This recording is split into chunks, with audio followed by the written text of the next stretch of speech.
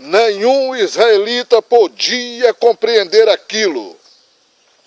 Mas naquela noite memorável, quando a morte penetrou em todas as casas, desde o palácio do rei até a choça do pobre, quando o pranto da agonia subiu naquela terra ferida, foi o sangue que impediu de entrar nos lares de Gósen.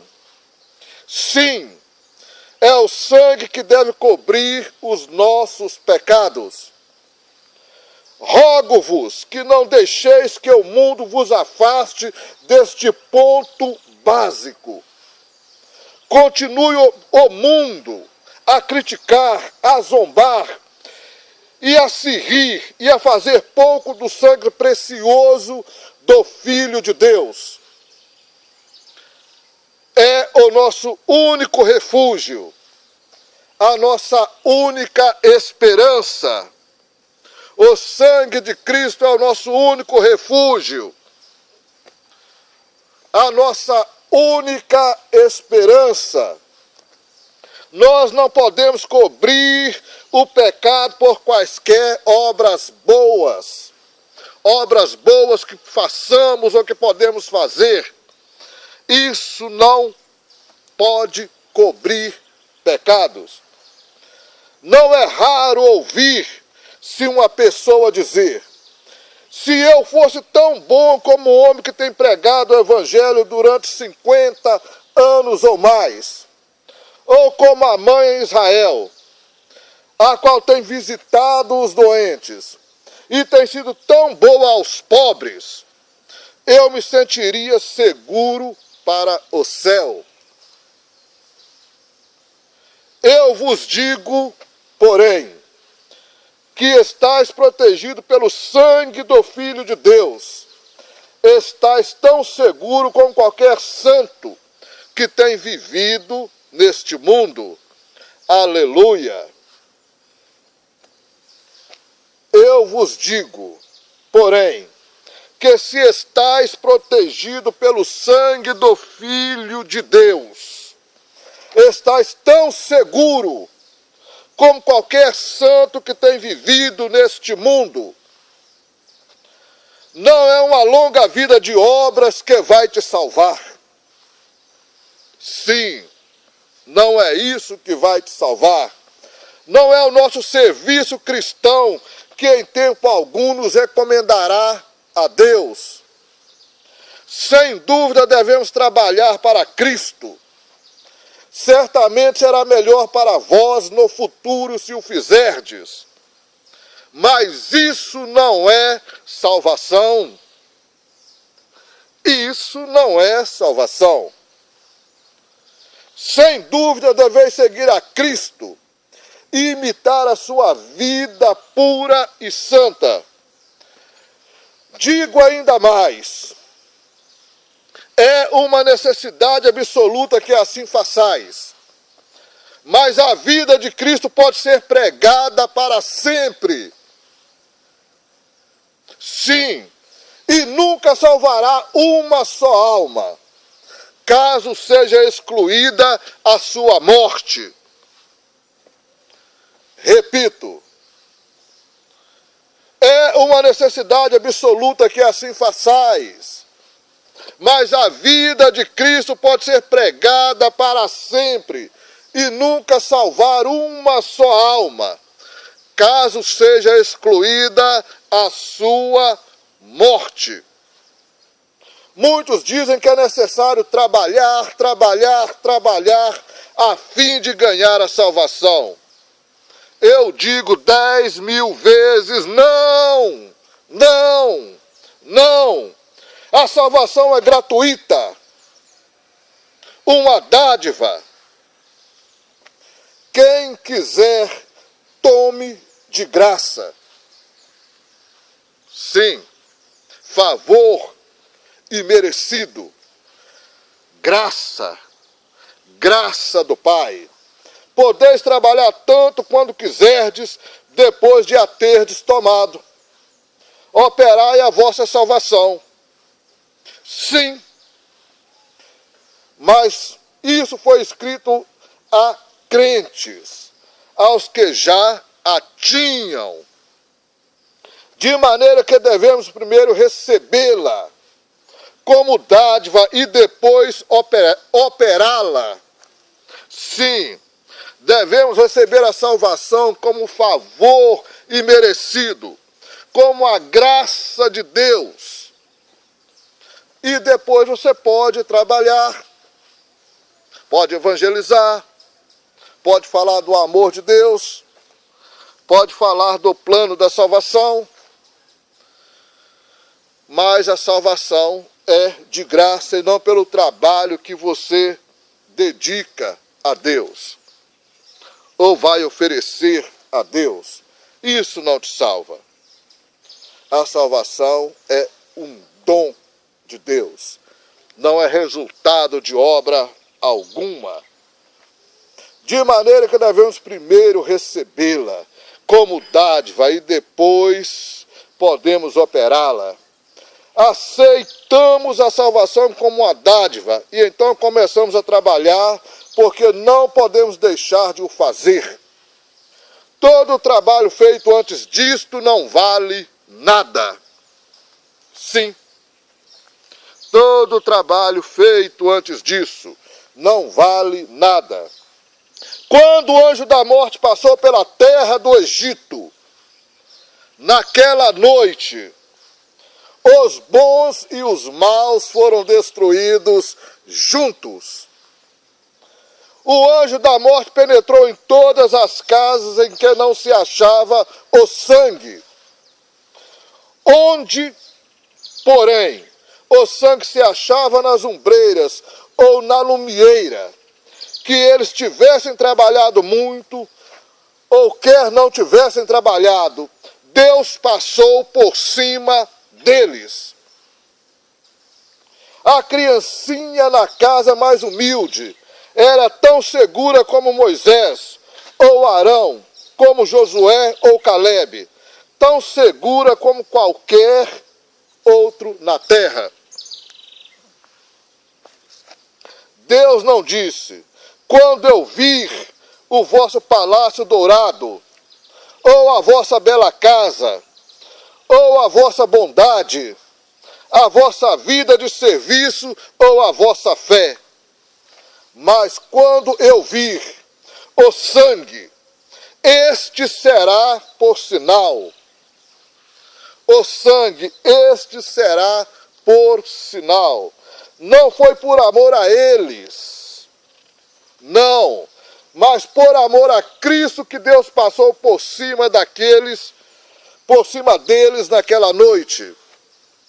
Sim, não foi por amor aos israelitas que Deus passou por cima deles, mas foi por amor a Cristo que Deus passou por cima deles naquela noite. Alguém disse que a pequena mosca na arca de Noé estava tão segura quanto o elefante. Foi a arca que salvou a ambos. Assim Cristo salva ao discípulo fraco tão bem quanto ao forte. Quando vamos à estação, numa estrada de ferro, encontramos toda a sorte de gente que quer viajar. Eles têm os seus bilhetes e tomam os seus lugares nos carros. Quando o condutor chega e pede os bilhetes, ele não olha para ver quem é. Pode ser rico ou pobre, sábio ou ignorante, grande ou pequeno. Ele quer somente os bilhetes. E quem tem o seu bilhete passa. O bilhete é o sinal. Portanto, se uma pessoa protegida pelo sangue de Cristo pode ser muito ignorante ou muito pobre nos bens deste mundo, mas está tão seguro quanto o mais sábio ou o mais rico. Muitos crentes não podem compreender porque são tão fracos. Por que razão caem tantas vezes quando são tentados? Porque tão pouco poder espiritual lhes é dado. Julgo que encontramos uma lição neste mesmo capítulo, no verso 11. Assim, pois, o comereis, os vossos lombos cingidos, os vossos sapatos nos pés, e o vosso cajado na mão, e o comereis apressadamente. Esta é a Páscoa do Senhor. Aleluia. Os filhos de Israel, os israelitas, tinham não somente de matar o cordeiro e tomar do sangue, e o meter nas umbrais da porta, mas tinham que o comer. Tinham que o comer. Esta é a maneira de se obter força espiritual. A razão porque somos crentes tão fracos, tão frágeis, é que não alimentamos do Cordeiro. Diante de nós, uma jornada por um deserto, à semelhança dos filhos de Israel. E se não nos alimentarmos de Cristo, pereceremos pelo caminho. Sim, temos diante de nós uma grande jornada espiritual por esse deserto. E se nós não alimentarmos de Cristo, vamos sucumbir, vamos cair, vamos padecer, vamos morrer pelo caminho. Temos não somente de confiar no sangue para a segurança, mas temos de nos alimentar de Cristo para sermos fortes. Quando a alma precisa ser alimentada, Deus o entregou por nós.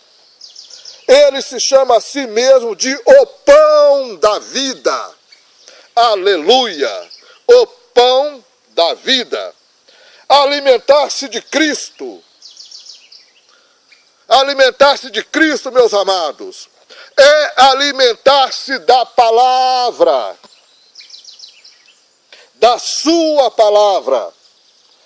Não há livro que alimente a alma senão a Bíblia. Não há outro livro, não há. Não há livro que alimente a alma senão a Bíblia. Quando me alimento da palavra de Deus, obtenho vigor e poder espiritual. Sim, vigor e poder espirituais. Alguns pensam que basta um olhar rápido a Cristo.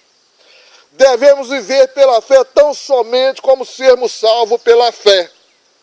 O justo viverá pela fé. Sim, o justo viverá pela fé. No verso 2 lemos: este mesmo mês vos será o princípio dos meses. Ele vos será o primeiro dos meses do ano. Durante 400 anos, eles tinham estado servindo ao rei do Egito, mas Deus não os deixou contar estes anos. Eles devem começar de novo, por assim dizer. Assim, todos os anos que gastamos no serviço do diabo, nada adianta. A vida realmente principia somente depois de sermos espargidos com o sangue de Cristo. Aleluia. Tudo data do sangue, e até os judeus têm de reconhecer que a morte sobre a cruz foi o princípio de dias. Aleluia. Vejamos agora Êxodo 29:16. E degolarás o carneiro, e tomarás o sangue, o seu sangue, e os espalharás sobre o altar ao redor. eu lia essas palavras no Antigo Testamento, desejando saber o que significava. Eles haviam de tomar o sangue e o espalhar sobre o altar ao redor. Agora, meus queridos, julgo que compreendo a significação. Elas ensinam que só pode aproximar de Deus por meio do sangue. Sim, ela nos ensina que só podemos nos aproximar de Deus através do sangue, por meio do sangue. Tem sido assim em todos os tempos. Até mesmo Arão, o sumo sacerdote, tinha de tomar sangue e o espalhar sobre o altar ao redor. Antes ele poder chegar a falar com Deus. Antes de ele poder chegar a falar com Deus, ele tinha que passar pelo sangue. Ensinando-nos a grande lição de que acesso a Deus nunca tem sido, nunca será e nunca pode ser senão pelo sangue do Cordeiro. Não há outro meio de se achegar a Deus senão pelo sangue. Encontramos a mesma coisa outra vez no capítulo 30, no verso 10. E uma vez no ano, Arão fará expiação sobre as pontas do altar, com o sangue do sacrifício das expiações. Uma vez no ano fará expiação sobre ele, pelas vossas gerações. Santíssimo é ao Senhor.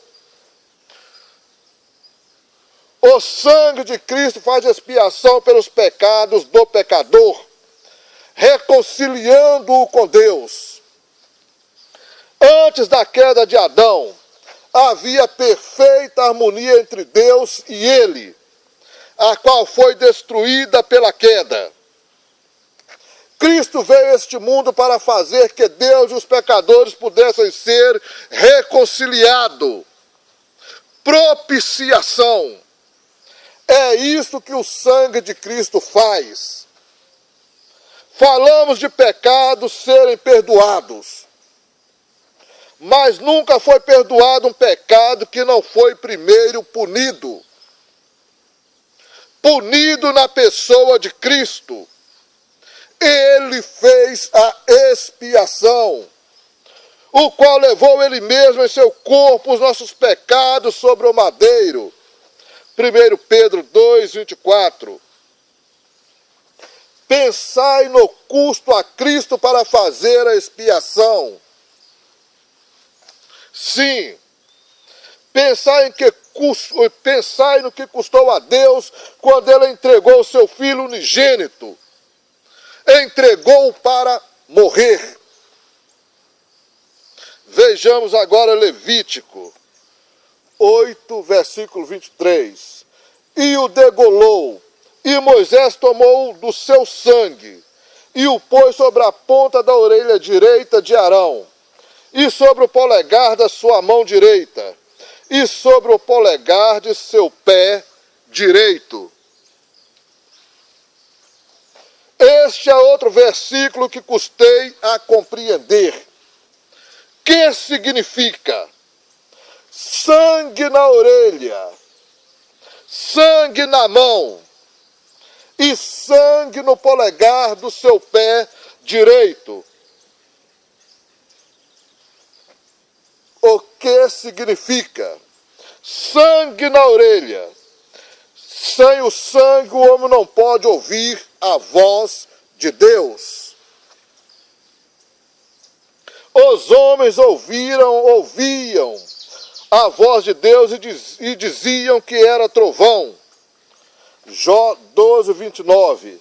Não sabiam a diferença, mas quando se aplica o sangue, os homens conhecem a voz de Deus. Sabem que é a voz do Pai Celestial. Aleluia. Sangue nas mãos. para que o homem possa trabalhar para Deus. Os homens que pensam que estão trabalhando para Deus e, no entanto, desprezam o sangue, estão enganando as suas próprias almas.